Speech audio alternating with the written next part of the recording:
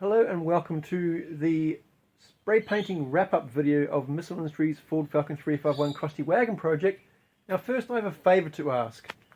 If you look down here on the floor, I have a set of tri-wire extractors to go into this car. Now I've already had somewhat of a crack at putting one set of headers in on the passenger side, and it's not immediately obvious to me that this is going to be an easy job. It almost looks like I have to lift the engine up to get the headers in.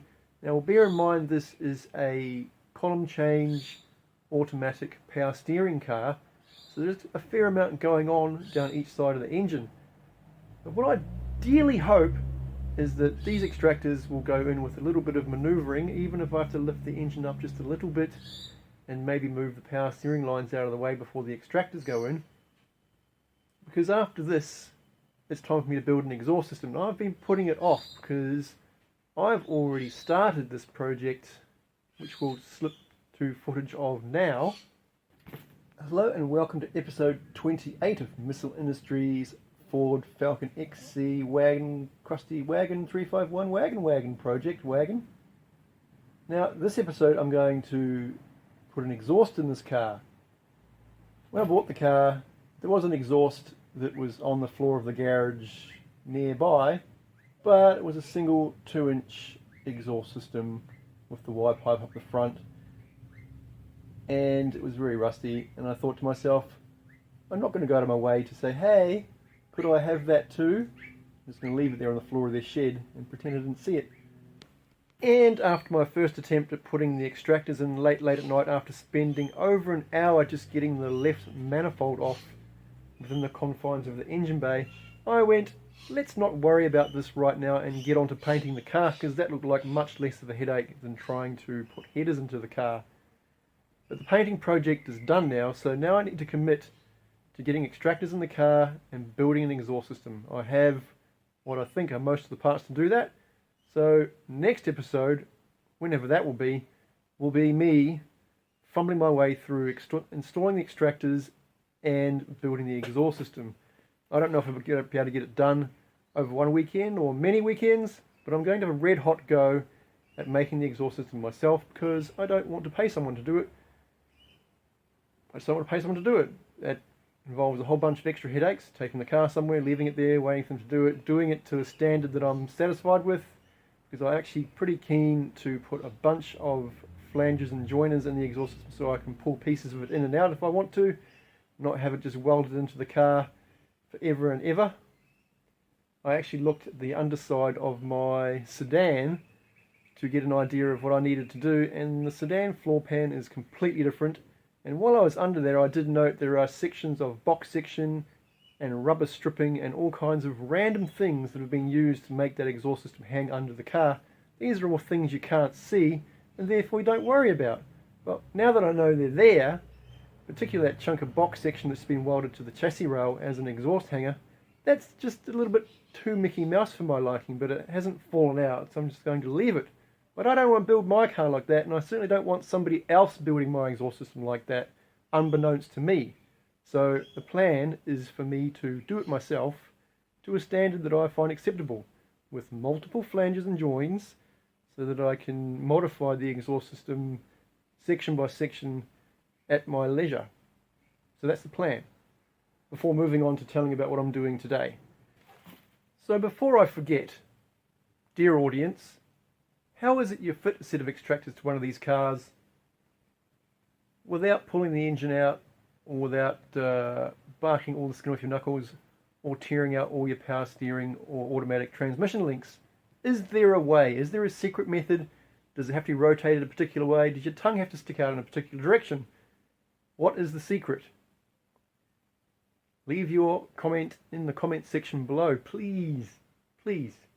So now the grovelling and pleading section of this video is out of the way, I'm pleased to announce that the last clip for my rear passenger door showed up, and I've been able to successfully get the rear passenger door mechanisms to all work, because I actually found last week I shut the door with that mechanism kind of partially working, partially not working, and the door wouldn't open because the door popper was disconnected from the locking mechanism and the door would not open at all. So fortunately the door card wasn't on it, and I could climb in and actuate the lever with my hand and get the door to open before I put the clip back onto the mechanism and put it all back together again. So now all the door lock mechanisms work, all the poppers work. I've scrounged up 4 door poppers of random assortment, and all I'm missing now is 2 window winders to wrap up the basic interior of this car. So door cards are on, door handles are on, inner door rests, armrests are on, and right now I'm painting all kinds of bits and bobs. You can see if I look down here, I've got my windscreen wiper arms. They've gone into satin black. I've rust treated the screws for the plenum panel. I have even sanded and painted the squirters. These are copper and brass, by the way. So I've painted those satin black too, all in anticipation of going back into this car's engine bay before I attack the exhaust system. I even have some 8.5mm windscreen wiper blades to put on my freshly painted wiper assembly. And I've bought yet more windscreen rear view mirror adhesive, but this time I haven't fluffed around with the cheap nasty stuff or the random supermarket glue, because if you're paying attention to the last episode, that actually failed me as soon as I whacked the chrome trim back onto the window.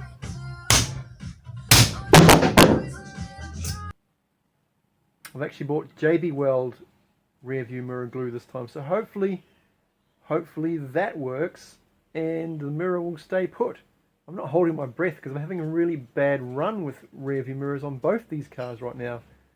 I'm up actually 2 for 2 on rear view mirrors falling off on both the cars, which is getting annoying. I mean, I'm going to start looking at like 2-step Araldite solutions for random things, for other glue solutions, because the rear view mirror solutions so far just aren't working. I mean, it's not that the cars are subjected to a lot of heat or abuse. The wagon's just sat in the garage the whole time, and the sedan's only gone out of the yard twice since the wagon came home, and twice the mirror's fallen off. It's getting annoying. Okay, it looks like my windscreen wiper arm nuts are sufficiently blackened for me to install. So I'm going to get onto that.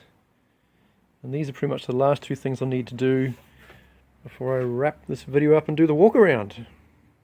So there's my next mirror button attempt. It hasn't really filled me full of confidence because it's taken me 3 minutes holding that button there to the mirror, and the whole time it's been wanting to slide all over the place, like the adhesive isn't really adhering. So it says it cures in an hour and it's fully cured in 24 hours. So this time tomorrow, maybe I'll put the mirror on it and hope for the best.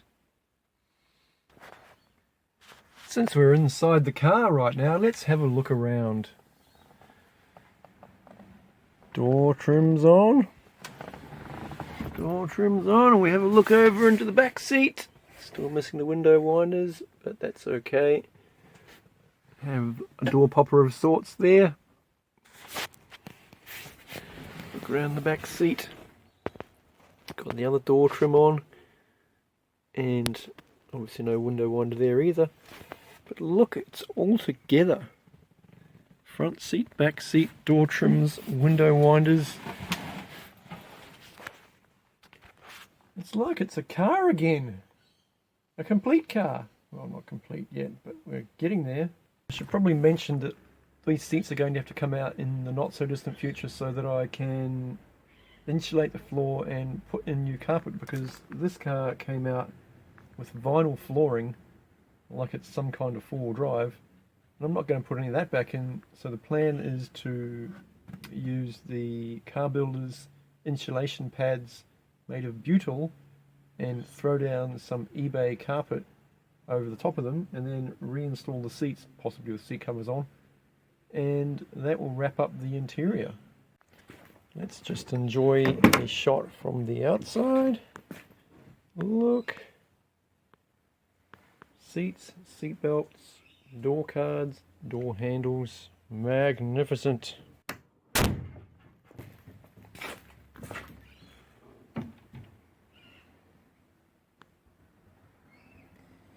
let's move on to the front of the car where I've been installing extra details. So their windscreen wipers are fitted. That one there has like a weird double arm actuated thing that's factory apparently. All the bolts are back in, the squirters are back in, everything is black or it's been sprayed in a rust inhibitor, which is near enough to black. So very happy with that. Gave the engine bay a bit of a clean up because obviously there's been layers and layers and layers of dust on this for days now. Looking good. Pretty happy with how that's all turned out. I will admit that the bodywork could probably do with a coat of clear coat because it is a bit orange peely. This is single pack acrylic lacquer. It kind of just goes that way. I think I will experiment with the bonnet once I pull it off the car and paint strip it. See how well I can lay down some clear coat over the blue. See how it comes out, because obviously I've clear coated the inside of the engine bay and I clear coated the underside of the bonnet. The engine bay looked particularly good on clear coat, but the whole car I'm not sure because there's a lot of dodgy panel work that will be even more evident once it's got a good gloss on it.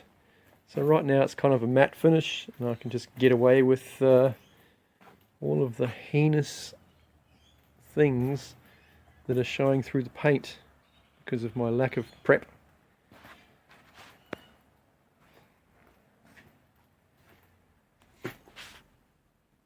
So there we have it.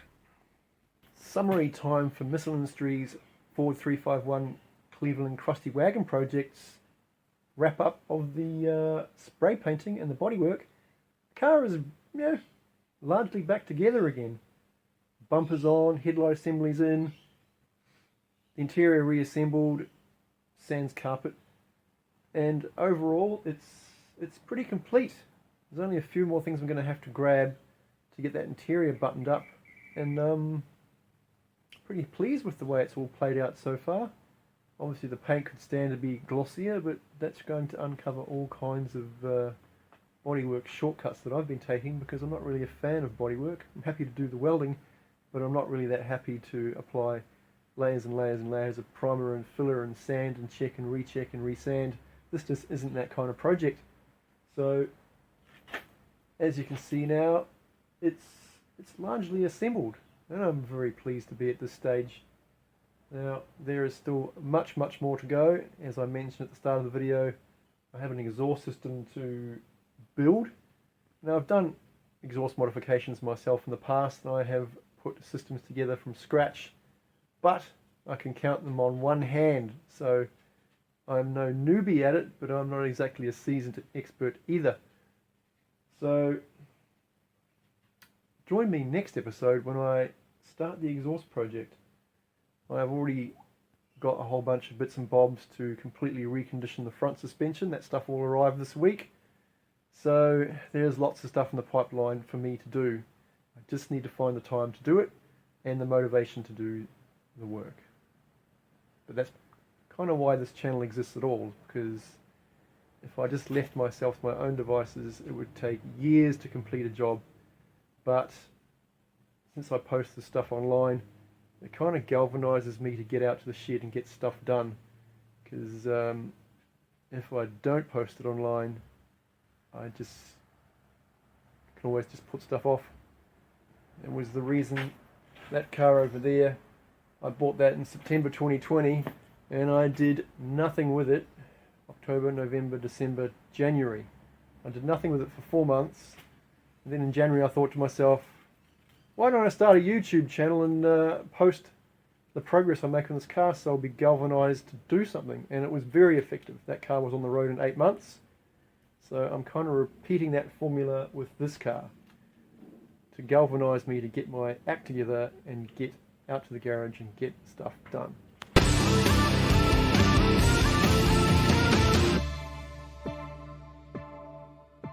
Here is a bit of a teaser of the bits and bobs I have for the next couple of projects.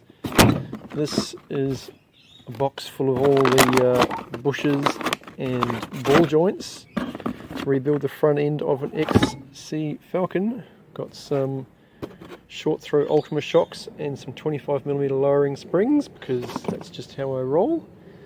And I've got V-band clamps and 2.5 inch flanges and some factory exhaust hangers, which I'm going to have to modify for the floor pan of the wagon because it's different to the floor pan of the sedan.